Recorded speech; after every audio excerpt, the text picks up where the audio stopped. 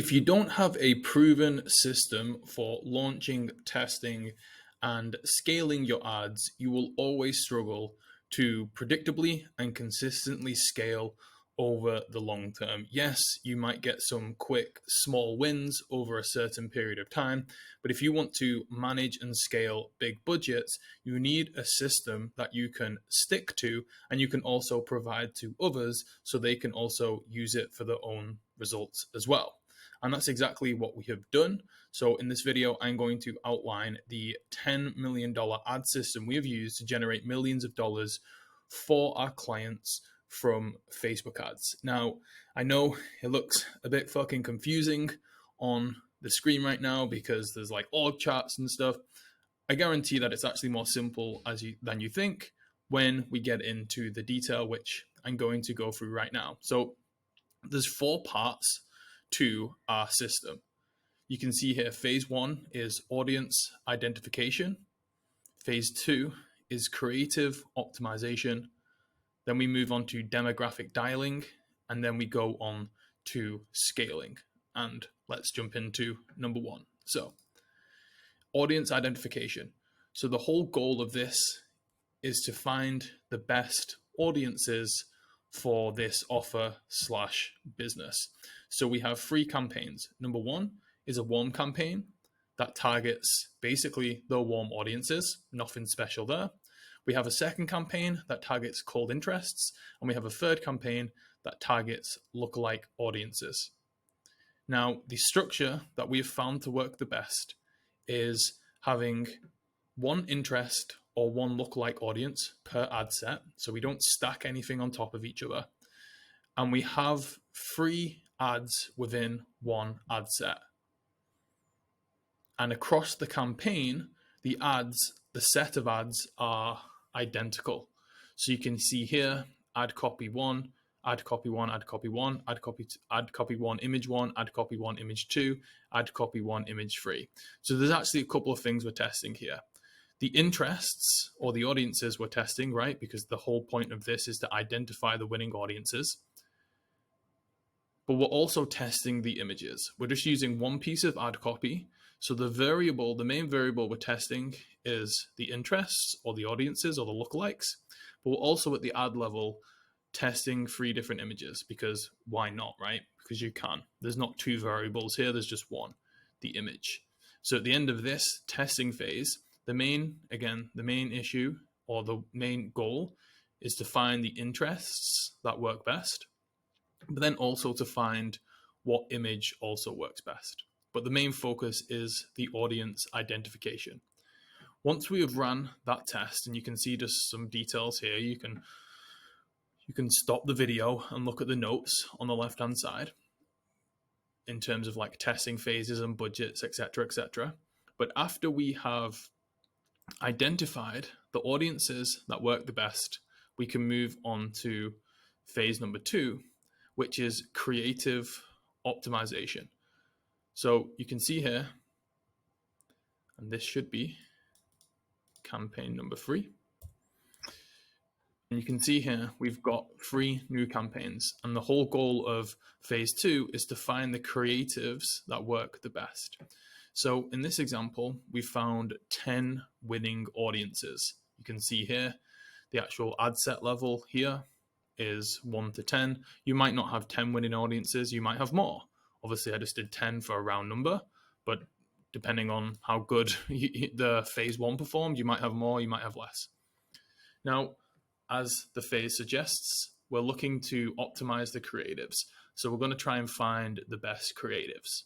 Now, you can see in phase 1, we only tested one piece of ad copy, which obviously isn't good enough. We need to test more ad copy. So that's going to be campaign's number 1 goal, is to find the best piece of ad copy. So we're going to choose the best image. So we tested 3 different images in phase 1, 1, 2, and 3. Whichever one performed the best, we're going to take that image and we're going to put that image now with 3 pieces of copy. Ad copy 1 from phase 1, but then we're also going to create ad copy 2 and ad copy 3 and put that into an ad set.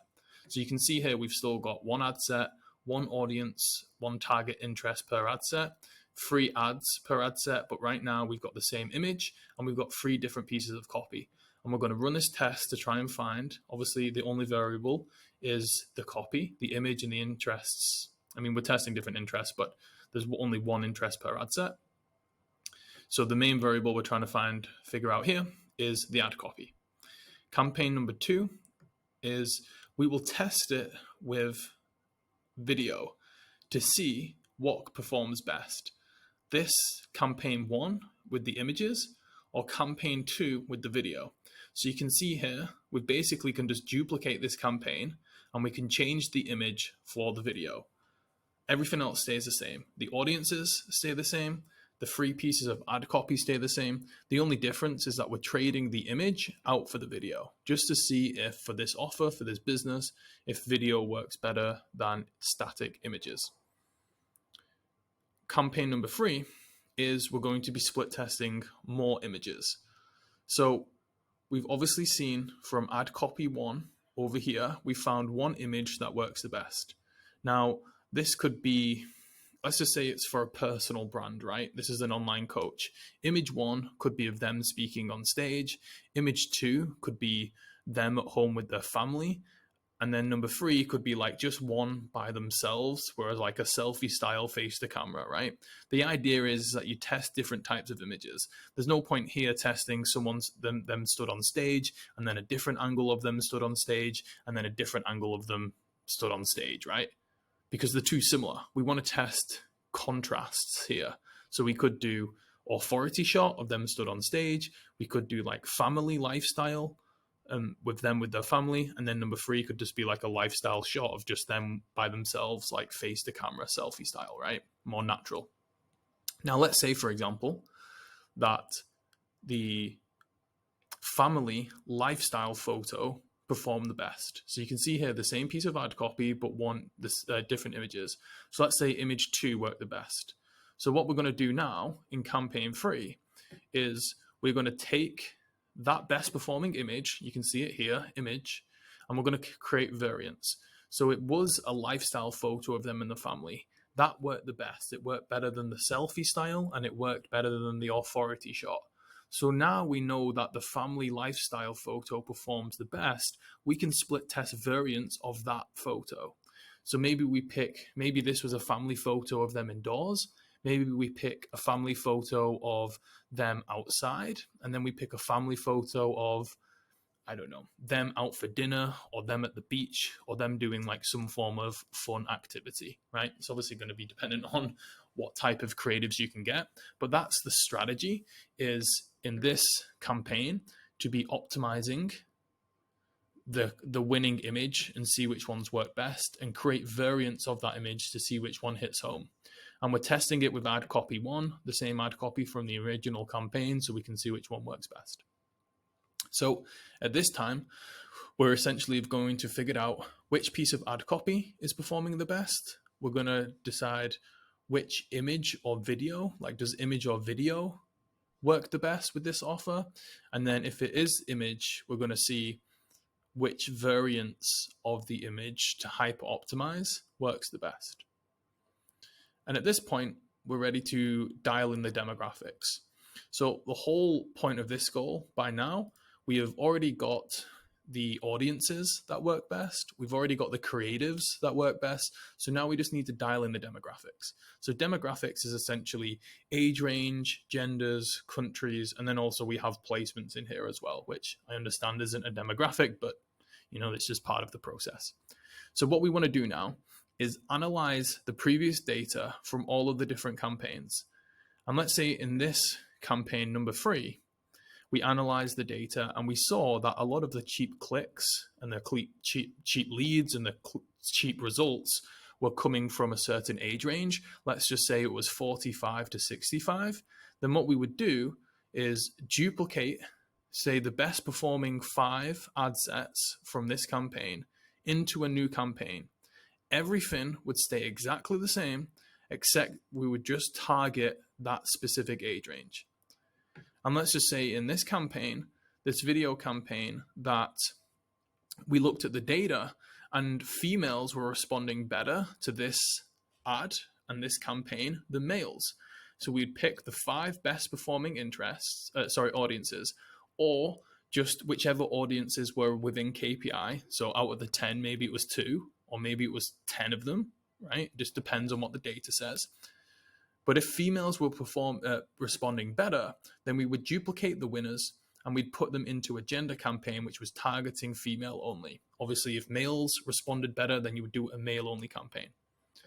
What we can also do as well, and this depends on the offer, if you can only market to one country, let's just say, the company only ships and serves people in the US, then obviously you can't do a campaign targeting a different country. But let's just say, for example, there's a couple of things what you could do. Maybe initially you targeted multiple countries. So let's just say you did the top 4, which is US, Canada, UK, and Australia. What you could do then is, again, you've looked at the data, and let's say in this first campaign that people from the US responded best to the ads. You could take the winning ad sets, you would duplicate it into a new campaign and test US only. Or alternatively, if you only targeted the US in the beginning, but you have the ability to target different countries, then you could just do a random test of, okay, so it worked for US, maybe it will work for Canada. So you would pick the best performing campaign, the top performing ad sets within that campaign, select them, duplicate them into a new campaign, and you could target Canada. So we've got 4 here, but you could do multiple. It just depends what the data tells you. If there's a good age range for all of these campaigns, and you could duplicate them all once and do an age range test. So that would be 3 campaigns. Maybe females responded better to this campaign, but males responded better to this campaign. Well, you duplicate this female, duplicate this female, duplicate this to male, right? So there's 3 more. So you could actually have countless ones. It just depends on what the data tells you, right? It's all data-driven decision making. And then another final one we like to do is placement. So again, analyze the data. If there's anything within these campaigns that say, hey, Instagram feed, people from the Instagram feed responded better to campaign number 2, pick best performing ad sets, duplicate it into a new campaign and target IG feed only. The same with Facebook feed, Instagram stories, etc., etc. You just got to analyze the data from all these campaigns and then choose which one works the best. And that is demographic dialing. It's basically taking what's working and then really dialing in. So we're targeting that specific segment of the audience. So at this point, we know what audiences work best. We have the best creative combinations. And now we know what demographics and placements are working the best. Now we're ready to scale. And this part's just super simple. All you do is you can look at all the campaigns, but specifically these ones, because the ones from phase 3 should be mostly dialed in right now. But if you've got campaigns earlier on, ad sets earlier on and campaigns earlier on that are killing it, then you can still scale some of those. But essentially what you would do in this part is look at any of these campaigns and see which one is working the best. Let's just say, for example, campaign, and again, you can have more than 4. You could have, 20 of these campaigns in phase 3, depends on the data. But let's just say campaign number 1 was working really well. What you want to do is pick basically the ad sets that are within KPI. So out of the 5 that you've got here, let's just say 4 of them was within KPI. You could pick those 4 and you could duplicate it. Typically, what we like to do is 3 to 4 ad sets in a scaling campaign. So you look at your campaign and you would pick the top 2 to 3 to 4 ad sets and duplicate it into a CBO. So let's just say this one was working best and audience 1, 2, and 3 was working the best. We would duplicate it and put it into a CBO. You can see it says CBO here, right? Now this is the first time we've gone from ad set budget to campaign budget. Now, you want to duplicate it, you want to keep everything on, and then you want to let it run. The budget, you can see the formula here, is the CPA times 50 divided by 7. So real quick how the algorithm works. The whole goal here from phase 1 to 3 is to figure out what's working. These ad sets will eventually die. Why? Because most likely they aren't going to exit the learning phase. If you want to scale over the long term, you need your ads to exit the learning phase. The way you exit the learning phase is having an individual campaign or an individual ad set get more than 50 conversions sorry, get the ad set more than 50 conversions in a 7-day period. Now, most of these ad sets are at a $5 to $15 a day budget, and depending on the campaign, most likely they aren't getting over 50 conversions in a 7-day period.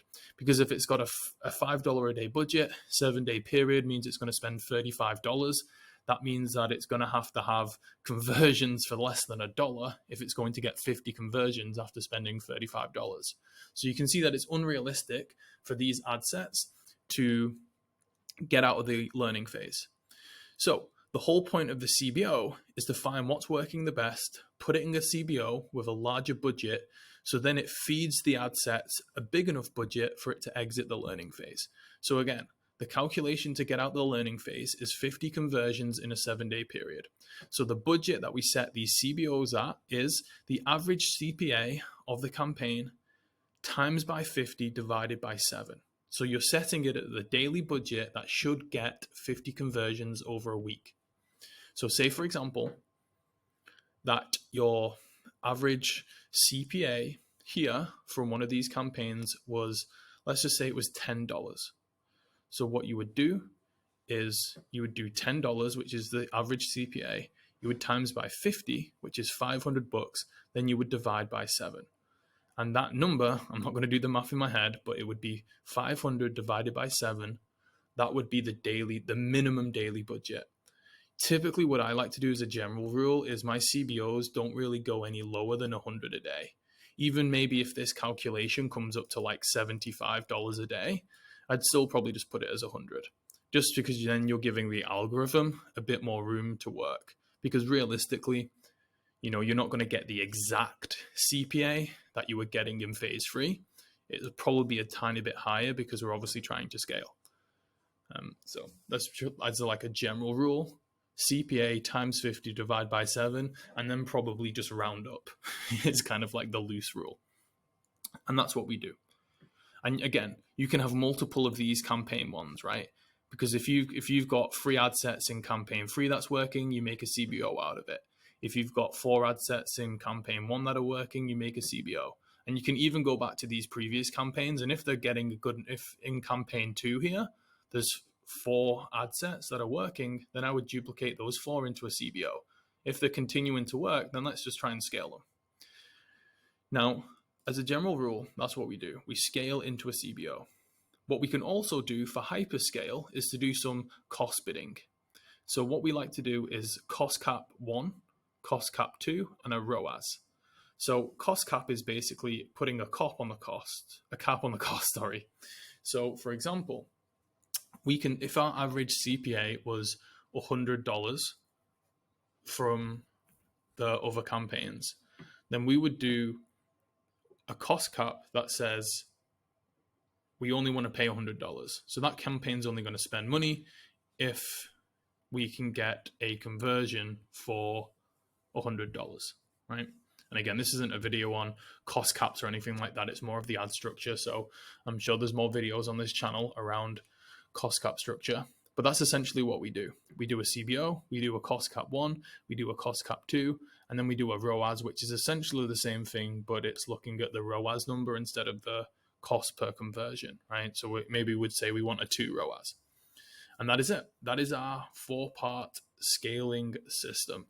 Now, there is actually another phase after this where we basically hyper optimize these CBOs, but it's not 100% necessary. You can very easily use this ad structure to go from 0, from 100, from $500 a day to spending $5,000 a day very, very quickly following this 4-step framework.